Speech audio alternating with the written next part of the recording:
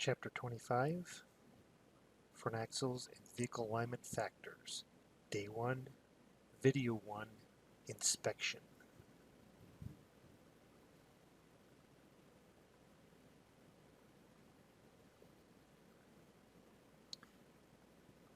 When we're dealing with the steer axle here, most of the work that we're going to be doing with is here on the steering knuckle. We've got a straight axle.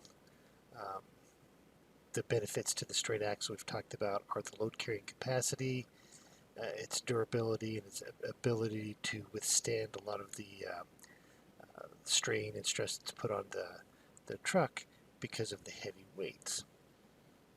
Now, majority of the work that what's going to be done on this has to do here with our steering knuckle, right? So the inputs that we put into that steering knuckle, right, is controlled by our steering arm. So this is what's going to be connected to our drag link, our pitman arm, to the steering gearbox. So the motion from the drag link acts on the steering arm. This particular one has got a removable steering arm where it engages into the steering knuckle here.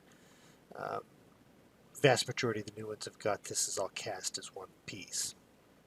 So that motion is transferred into the steering arm, and that causes the steering knuckle to rotate around the center pivoting knuckle pin, right, or the kingpin, and causes the spindle to rotate around and allow the tire to change its angle, steer the truck.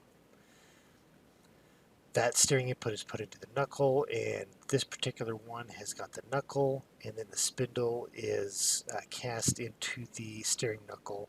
You could have a removable or separate spindle. Majority of the ones nowadays are, again, the steering arm is cast into the steering knuckle, and the same with the Ackerman arm and the spindle itself. So it all comes as one unit. Here on the spindle is where we've got the wheel bearings. We would have the hub, and then the tire bolted to the hub. Also on this would be carrying, we would have a spider or a backing plate here that would hold the brakes, and then a brake canister and all that, so that we have our braking action here in our steering tire too. Down at the other end of our steering knuckle is our Ackerman arm. Again, this one shows a removable one, and it's usually going to be a cast in as one component here. And what that will do is transfer that motion from the driver's side steer tire across with our cross tube here, tie rod end on it, to the other side, which has got a almost identical setup here with the spindle and the steering knuckle, except it will not have a steering arm located on it unless it is a dual steering gearbox system. All that rotates around the kingpin, bushings, or bearings there.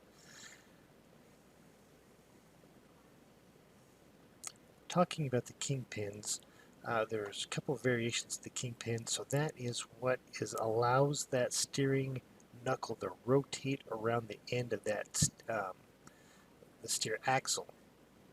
We've got the kingpin coming through the center. We've got bushings in here that allow it to rotate when it's under load. We have got a thrust bearing in here that goes between the steering knuckle and the steer axle itself, so it carries that load. It's a bearing in there that allows that to rotate around when it's the load is being passed through it. So we've got a straight, or we've got a tapered kingpin. The example we've got here is a taper, right? So we've got the kingpin going through the end of the steer axle, and that kingpin has got a taper built into it, and now the bore in the end of the steer axle has got a taper built into it also, right? A castellated nut across the top that draws and pulls that kingpin in, and now we've got it secured with all that surface area there, the taper of the kingpin matching the internal taper of the steer axle and holding that in place, right? Second one we've got here is a straight kingpin, all right? no taper to it, straight all the way through. The pin can come through the top or through the bottom, and it's retained in here with one or possibly two draw keys that lock in there and hold that the kingpin from moving up and down and rotating around. So we've got tapered, straight. Nowadays, the majority that we're going to deal with are straight kingpins with one or two draw keys that secure that in place. We're not going to have the nut on top. And again, removal is we've got some bearing caps on the top and on the bottom, and then you service it from either the top and the bottom.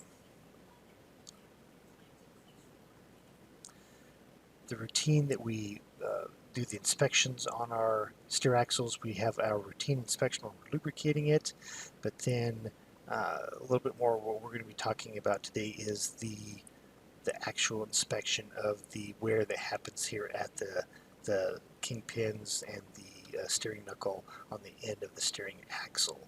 So OEMs have got a specific date or a mileage for doing that, depending on the service of the truck. Generally, we will, besides routine inspection of the steering, we will wait until there is a complaint, a steering complaint. A lot of times there are other factors that will affect the steering issue when the driver comes to you with the complaint. One of the things that may affect the steering is front and rear suspensions, trailer suspensions. Some of the loads that come into the tractor from the trailer can affect it, so it may be that we have no problem with an empty truck, and now once we put a load to it, now there is a problem. So that may lead us in a direction away from the steering knuckle and into a suspension component or something like that.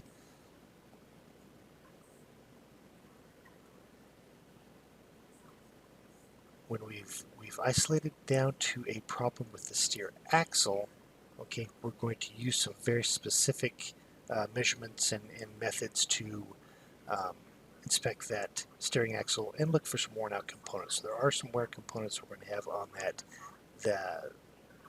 the steering knuckle that we'll be looking for.